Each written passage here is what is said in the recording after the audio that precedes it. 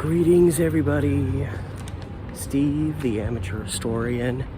How are y'all doing today? I'm in kind of the southernmost edge of downtown. I'm just a couple blocks from crossing the I-405 freeway, hanging out in this insanity that surrounds me. I'm just trying to get down to First Avenue between Hall and Harrison. So I think I need to hook a little ways this way. We're going back to 1919. Tragically, a tale as old as time, a tale of obsession, tragedy, and murder. On a new episode of Historic Murders of Portland.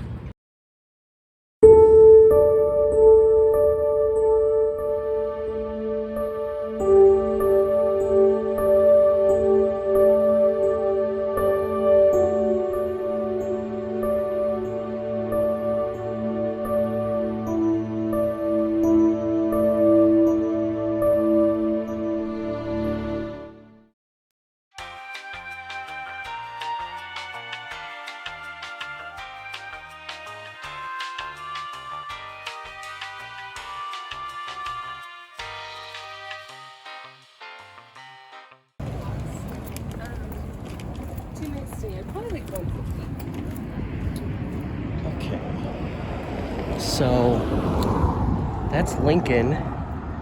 The light up there, that's Lincoln Crossing, which Lincoln will come into play in just a moment. But the particular incident happened where this big building is here now, because this pathway is essentially in line with Hall Street, and then the next street down here at the light is Harrison. And it's said that the events in this story happened at a house located on the east side, which is over there on that side of the street, east side of First Avenue, which is this, between Hall and Harrison. So it would have been probably in line with this lamp, this light pole.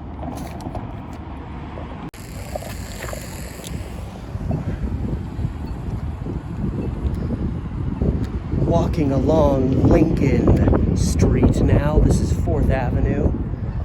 And 5th is, logically, numerically, the next street. And that's right up here where these lights are. And right in the middle of this intersection, on the north side, I'm walking on the south side right now, but I'm just trying to line you up because it's right between these two buildings.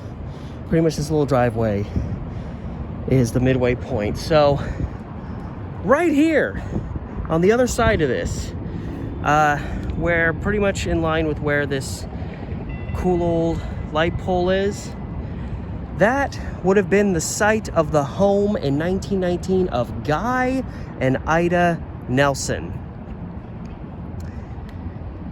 It is November 23rd, 1919. And there's been some drama going on, not between the Nelsons in particular, but regarding Ida's sister and some of the baggage that she's dealing with.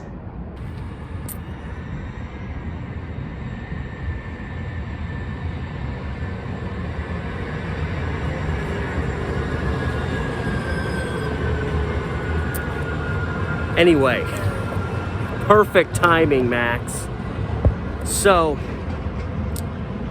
Ida Nelson has a sister named May Daly. And May Daly had started working as a housekeeper for a guy named Thomas Nelson, who was Thomas Miller, a guy that the Nelsons knew. I don't think they were super close, but they were acquaintances. And we'll be heading down to where Miller lived in a moment. He lived on First Avenue between Hall and Harrison, so pretty much go down 3.5 blocks and then go over like a block and a half, and that's where Thomas Miller's home was located. So Miller and the Nelsons lived pretty close to one another, and May Daly started working for Miller as a housekeeper. But after a couple of months, she kind of split, and she actually briefly moved in with her sister and brother-in-law who were living in here. And there's not really an explanation given as to why she left Miller after a couple of months. But after she left, and this kind of became a kind of leapfrog type of thing. She'd stay here for a while, go be with him. Stay here for a while, go be with him.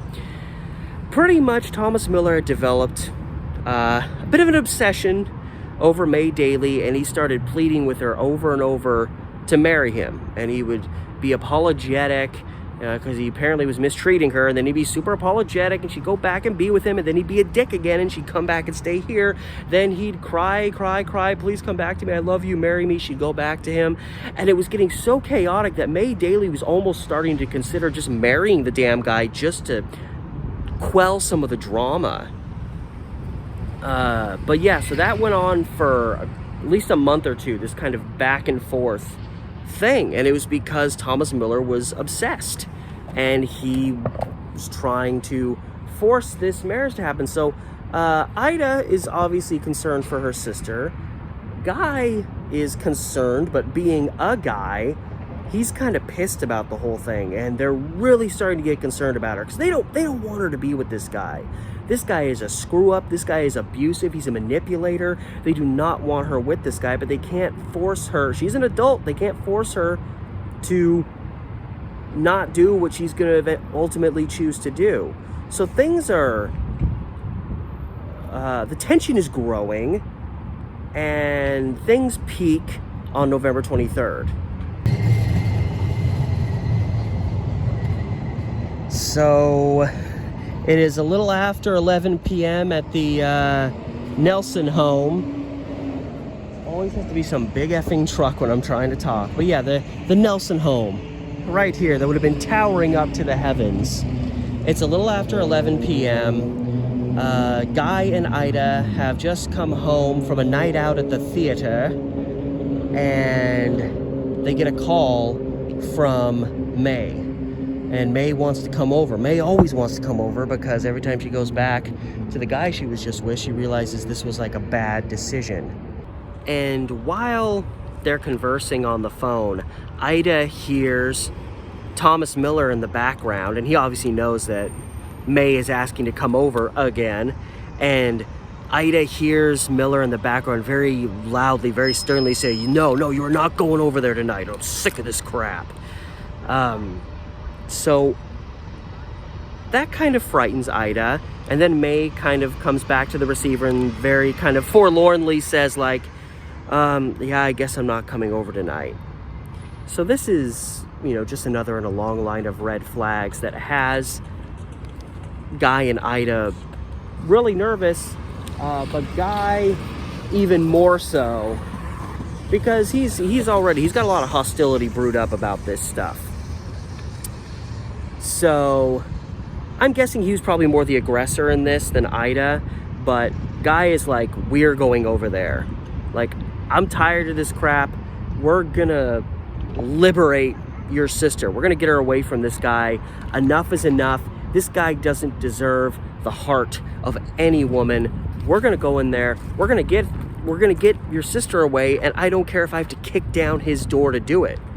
Which later on he would end up actually doing. So the Nelsons leave their home here.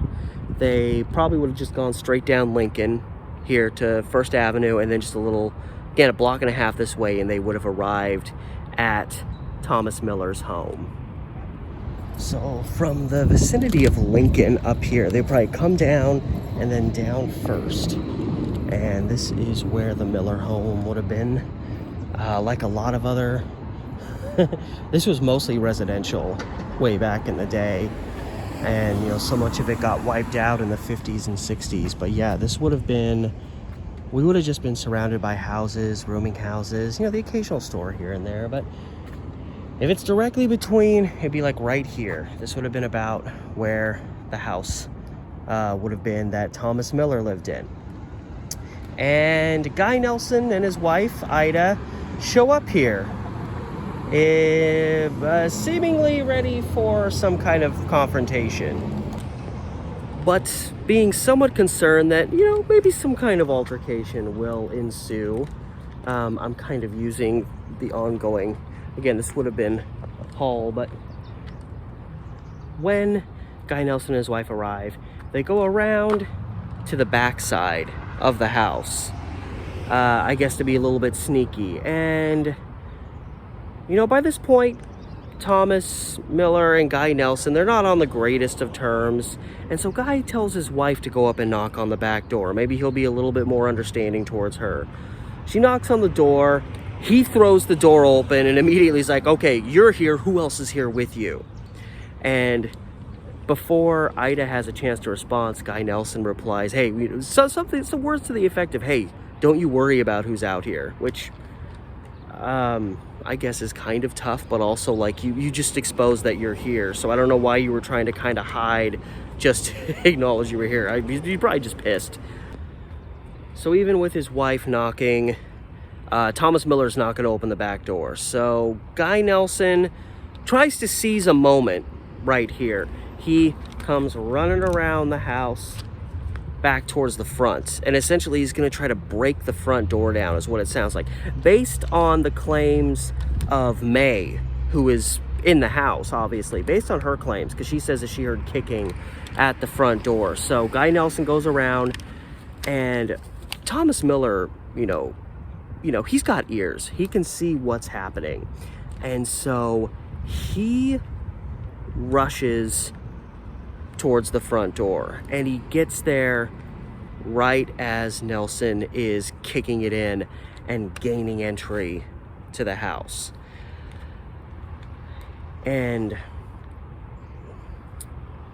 right before all this happened, after the phone call, Thomas Miller had actually grabbed May. He was like, you know, nobody's taking you away. And he told May, he said, I will shoot anybody who tries to gain entry to my house. Which is obviously in reference to Guy Nelson and his wife, who he had to know were probably coming. And he locked May into a room, which she broke out of, and then fled in just absolute utter panic when she heard the gunfire starting, which is obviously what came next. Thomas Miller was obviously armed at the moment, and as Guy Nelson is right here kicking and breaking in at the front of Miller's home, Miller pointed a gun at him and shot him square in the chest, right through the heart.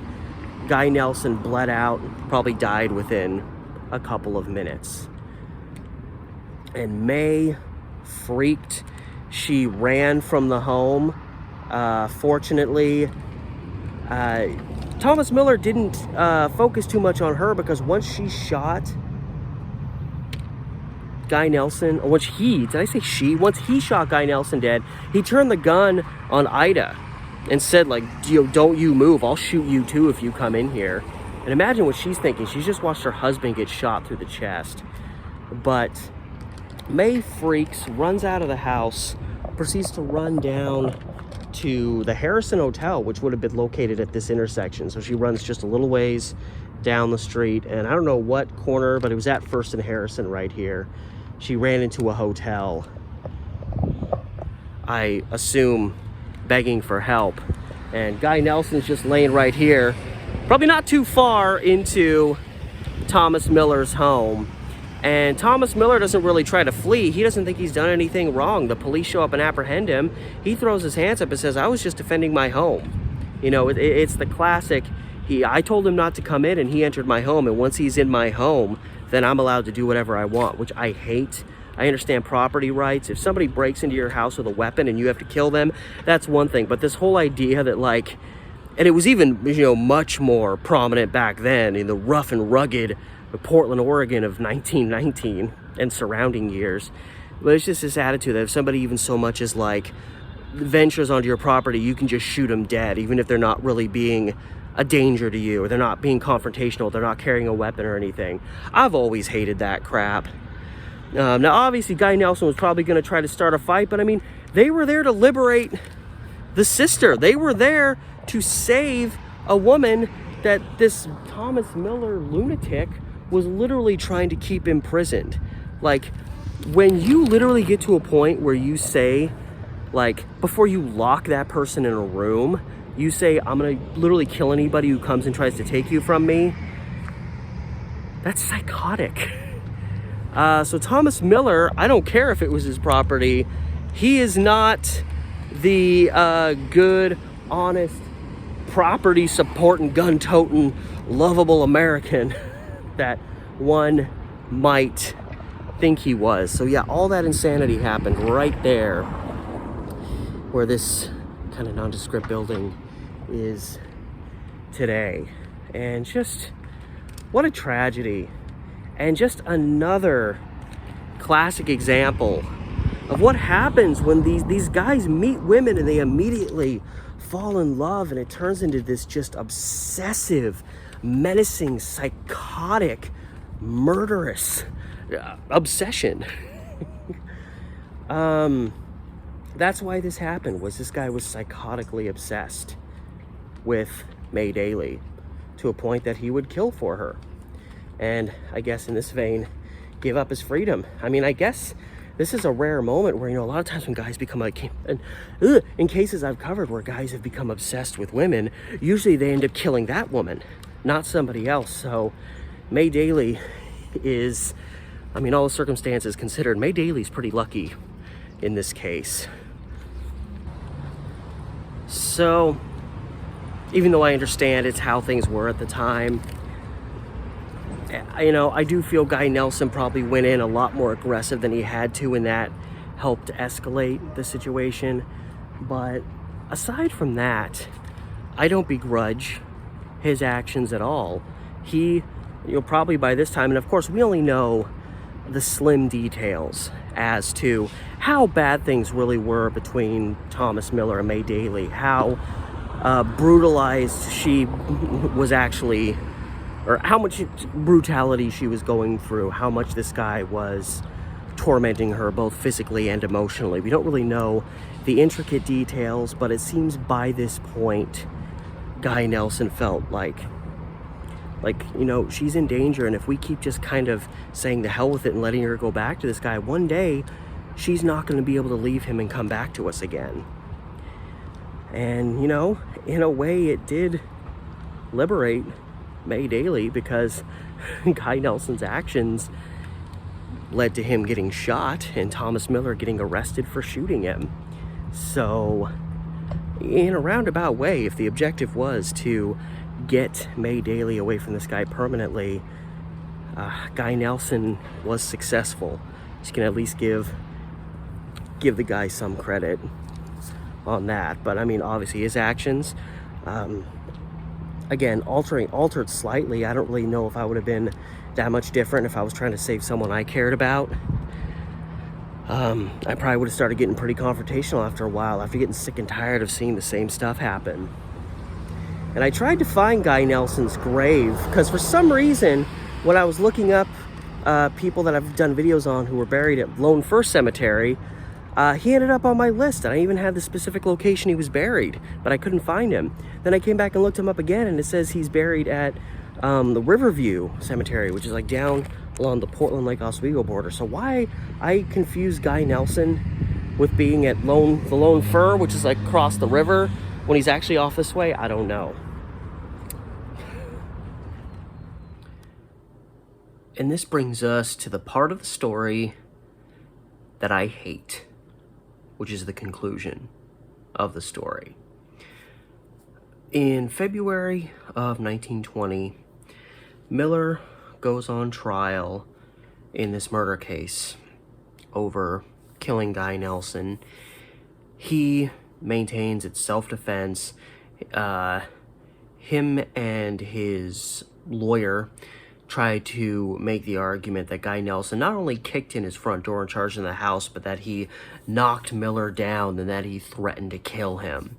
Even though Miller had a gun and Guy Nelson didn't. As far as nothing I saw in the information said that Guy Nelson had a gun, and nothing about the story up until the trial said anything about Nelson knocking Miller to the ground. And if Miller pulled a gun on him, what would you do? So they tried to argue straight self-defense, and obviously the prosecution's attitude was that that this was not justifiable as self-defense.